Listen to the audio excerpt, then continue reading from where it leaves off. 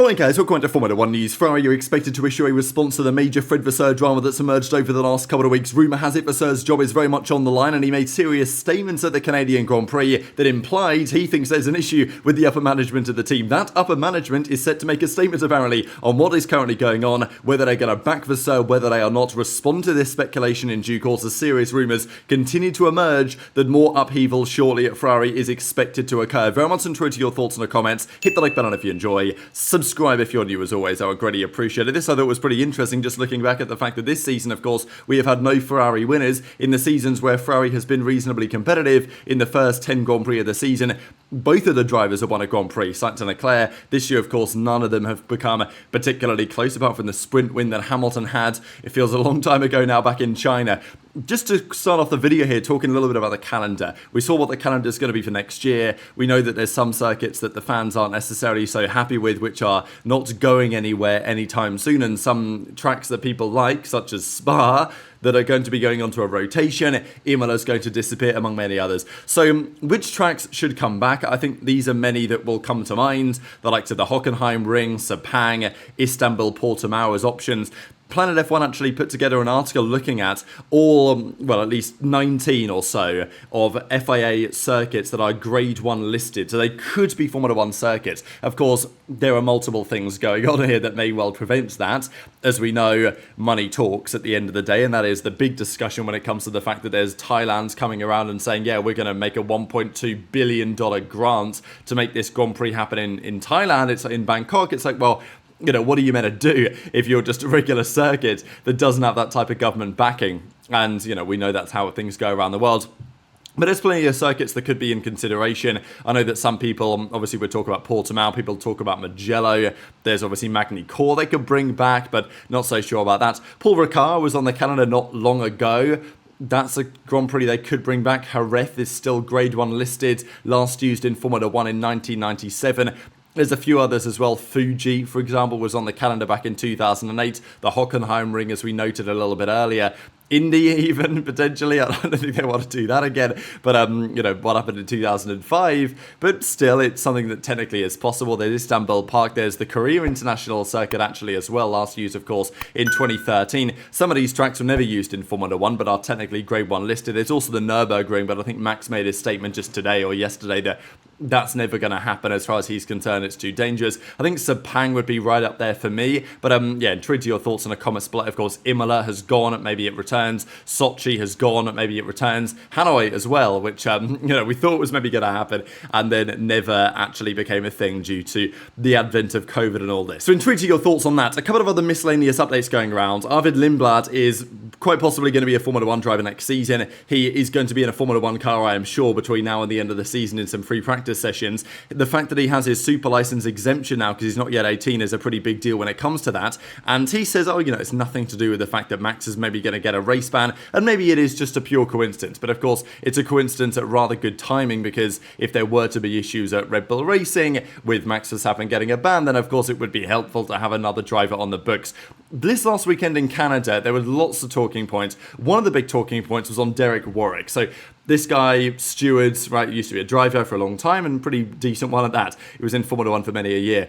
But he became a steward, and he's been a pretty controversial steward. I mean, all stewards are somewhat controversial. And I will say that a large reason for that is because Johnny Herbert was fired, as we know, for giving statements publicly that maybe he shouldn't have done. Warwick did the same thing, but was suspended. Now, we talked about this a little while ago. He was suspended for one Grand Prix. He turned up to Canada, and he was told, look, you ain't stewarding this weekend because you'd spoken to effectively a gambling company, and the gambling company then goes and sells his quotes to articles, to publications, and in exchange they then effectively get mentions, right? So that's the way that it works. And apparently these guys, the stewards, or even just people in the community in general, if people care what they have to say, they can get paid like, you know, 30 G's a season, not like for one interview, but, you know, they might get paid $5,000 an interview, right, by some of these companies. Now, you know, that's not an insubstantial amount of money for something of this kind of ilk, and it might even be more than that. I don't know, like we could be talking more money. Depends probably on the situation, who it is, whatever. But this is, you know, a business model that exists out there where gambling companies will pay for an interview and then they'll sell the quotes on in exchange for them getting mentioned. That's how it tends to be. Now, the reason reason why this happens fundamentally, and like you can look at Derek Warwick, you can look at Johnny Herbert, and you can, weigh up their intentions, you can weigh up whether they should be fired over something like this, because Warwick was suspended and he's probably not going to do it again, but, he still got paid for it at the end of the day, and it's not cost him his job, whereas it did effectively for Johnny Herbert. Now, the question that I have, of course, is why would they do this? Because you're talking, it's several grand, but it's, not like life-changing money, precisely, something you'd want to risk your job for. But the reason why this is a problem, as the article goes on to transcribe or describe, is that the stewards don't get paid, right? And we know this is a thing. They get paid expenses. So they get to go to the Grand Prix and they'll get paid for their economy flight or whatever by the FIA. But does it not feel a little outrageous that the stewards are not permanent stewards, they're simply chosen race to race? They don't even get paid for the work. They simply turn up to the Grand Prix. They get paid travelling expenses. I guess that, they'll probably get paid for food and stuff like this. But, they're not got a salary, right? So, which is pretty outrageous if you think about it. And it leads to situations like this. Warwick wouldn't be selling his, comments or whatever to the media if he was getting remunerated well by the FIA. And it's not like they've not got enough money flowing around. I mean, they just keep finding people all over the shop for tens of thousands of dollars, right? They could do this and it would make the sport a better place. But of course they don't. So, that's a big question. I know that Zach Brown says, look, sure, if you want to do this, the FIA would require additional funding. And if that's how it is and they can't use their money as they currently are efficiently enough to make this happen, then they would need additional funding. And okay, even if that's true, then the teams might be happy to contribute to make something like this happen, because I think it would make the sport a better place. But the fact that the stewards are effectively unpaid in the biggest motorsport in the world feels a little bit outrageous to me. Another interesting update for you guys on the MCL 39. So obviously they didn't podium in Canada, and that was the first non-podium of the season. Why they didn't podium? Okay, Norris crashed into a teammate. The Mercedes got good all of a sudden, and they were much better than expected. Fair enough. Piastri was maybe not exactly at his best during the weekends, didn't quite have the pace that maybe they would have hoped for, but is there more to it than that? Because we said after what's happened back in Spain, it's like, okay, we're one Grand Prix into this new era of technical regulations where the flexi front wings have been removed. Who's that going to benefit? Who's that going to hurt? It didn't seem really to make any difference in Spain, but that's one Grand Prix. Give it a few Grand Prix, we might see a different story. And the talk is, from this article, it's pretty interesting, that because the front wings don't flex as much as they used to, the change that the teams are making, especially McLaren, seems to be to move to a lower downforce spec rear wing. That gives them... It's not like the flexi wing changes did nothing. They did something. The teams have to adjust the way they set their cars up to try and get the performance they still want. It now seems it's more challenging to make the appropriate compromise in the setup between the high speed and the low speed and the different corner profiles than it was when you had the flexible front wings that were more flexible. It seems what Ferrari or McLaren are doing anyway is choosing a lower load on their rear wing specification. That's what they prefer to do, and that seems to be a characteristic which Piastri actually rather likes. It also means that in terms of top speed, they get a little bit stronger than they previously did. But effectively, the point of the article is to describe how, McLaren have had to make some changes. There are adjustments to their setup and what they're trying to achieve here because of the, the technical directive that came through for Spain, and not necessarily to their benefit. So I think we'll have to give it a few more Grand Prix to really get a good picture of whether McLaren have been hurt by this, and if they have, how substantially.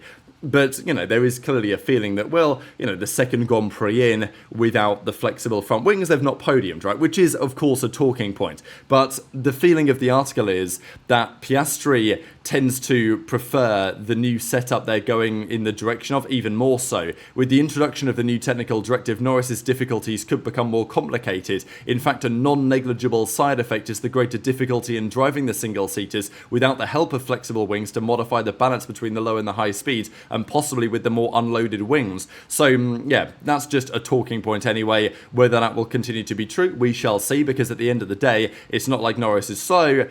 It's just he has issues when the pressure is on, and that's the fundamental flaw this season in his driving so far. But let's talk Ferrari.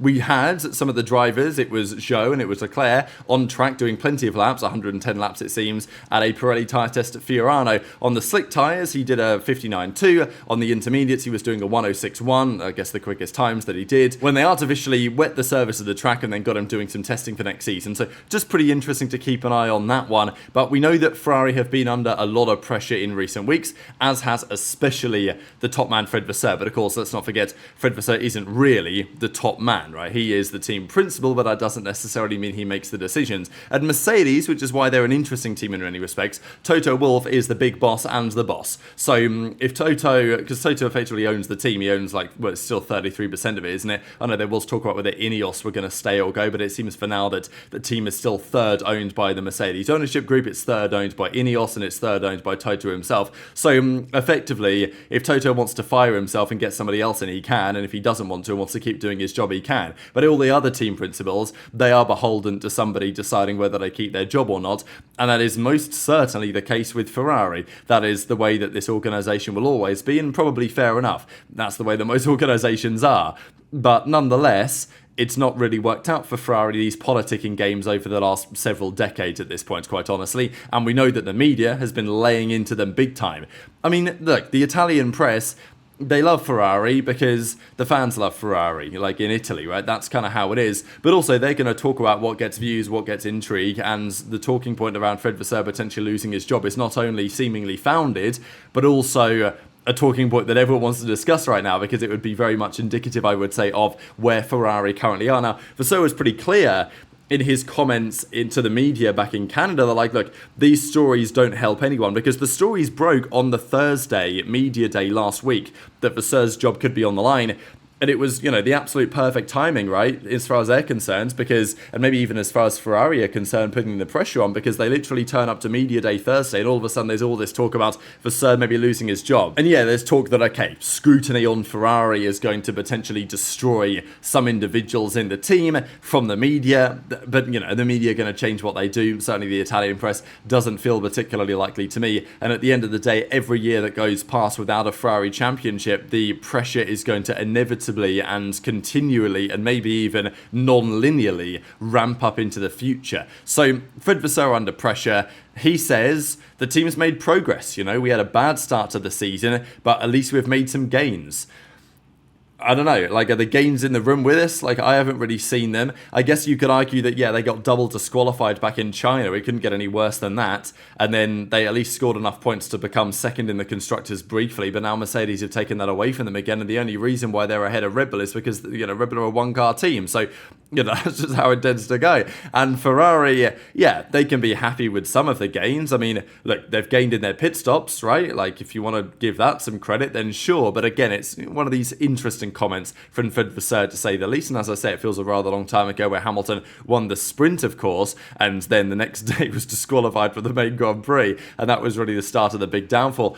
George Russell had some interesting thoughts on this, actually, before we get to the Vasseur stuff, because Russell, of course, comments on teaming with Hamilton over the last few years, the fact that Hamilton's struggling right now. And look, Hamilton is struggling, sure, but there's obviously way more to it than that. Yeah, Leclerc's got a couple of podiums this year, Hamilton has not, and his general pace has, not been where he would like it to be, but he's not been far off Leclerc, really, and there's been a good couple of weekends where he's actually been pretty damn quick, but then he runs over a groundhog or something similar happens, and it ruins his car. So, there's been some unfortunate moments for sure on that side of things. I don't think Hamilton will be too frustrated about it, because it's not like his teammate is winning races and pushing for the championship, and he's struggling right now. But Russell said this: I think when you're a 7-time world champion, anything less than victory is failure, and you're probably pushing yourself and your team over the top to achieve beyond the potential to try and achieve these great results, and it potentially is counterproductive. So I'm not sure that, maybe I said that wrong, but the grammar in this sentence I'm not sure is perfect, but I think you kind of get the point that Russell is suggesting that Hamilton is, pushing the team to the absolute limit to say, look, well, I'm not accepting anything less than absolutely the best. But maybe, it's a progress, it's a process, right? Maybe you can't just force results immediately. There's a step-by-step process here. And I think that, to be fair, Hamilton probably very well knows that. And he probably well knew that when he joined the team.